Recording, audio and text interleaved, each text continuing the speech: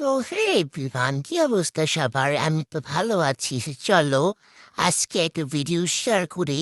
আর আজকে হচ্ছে আমার হুট করে লতি চিংড়ি দিয়ে খেতে খুব ইচ্ছা হয়, সো এই জন্য আম্মুকে বলি। অ্যান্ড আম্মু সাথে সাথে রান্না করে দিচ্ছিল। সো এখানে একটা ফ্রাই প্যান বসিয়ে নিবা।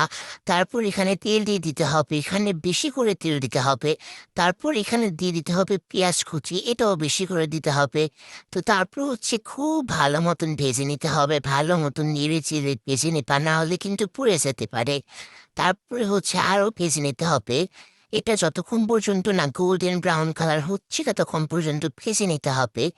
তো তারপর দেখো এখানে পেঁয়াজগুলো কিন্তু গোল্ডেন ব্রাউন কালার হয়ে এসেছে, সো এখানে এখন রসুনের বাটা দিয়ে দেওয়া হয়েছে পরিমাণ অনুযায়ী।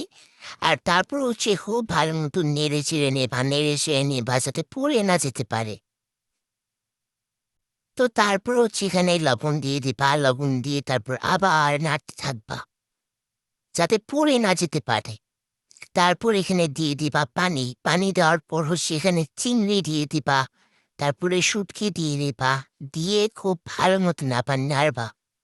এখানে শুটকির পরিমাণটা চাইলে একটু বাড়িয়ে দেওয়া যেত, কিন্তু আসলে আমার শুটকির স্মেলটা ভালো লাগে না, এর জন্য কমিয়ে দিয়েছে। আর শুটকি না দিলে আবার খেতে ভালো লাগবে না, সো এই জন্য মিডিয়ামে রেখেছে আর কি।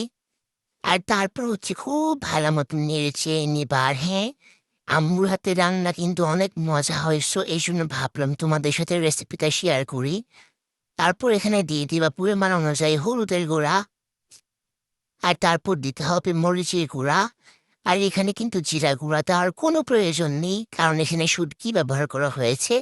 আর যে তরকারিতে শুটকি ব্যবহার করা হয় ওই তরকারিতে জিরা দিতে হয় না। তো তারপর হচ্ছে খুব ভালো মতন মিশিয়ে নিবা। আর লবণ যেহেতু আগেই দেওয়া হয়েছে, সো এখন লবণ দেওয়া হবে না, পরে লবণটা চেক করে আবার দেওয়া হবে। সো দেখো দেখো কি সুন্দর কষানো হয়েছে, তাই না? আমি একটু কাছে নিয়ে দেখাচ্ছি, দেখো দেখো দেখো না, দেখো কি সুন্দর কষানো হয়েছে। তারপর এখানে লতি দিয়ে দিবা, যেগুলোকে আগে 4-5 মিনিট ভাপ দেওয়া হয়েছে পানিতে। পানিতে কিন্তু ভাপ দিয়ে নিবা, না হলে আবার গলার মধ্যে চুলকাবে।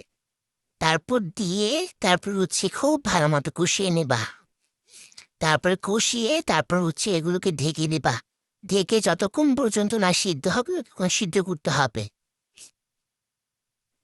তো আমি হচ্ছে এখন অনেক অলস হয়ে গিয়েছি, আমি কন্টিনিউ ভিডিও দিই না। তো আজকে আমার এই বয়সটা দিয়ে ভিডিও দিতে অনেক ইচ্ছা হলো, সো এই জন্য একটা ভিডিও করেছি আর কি।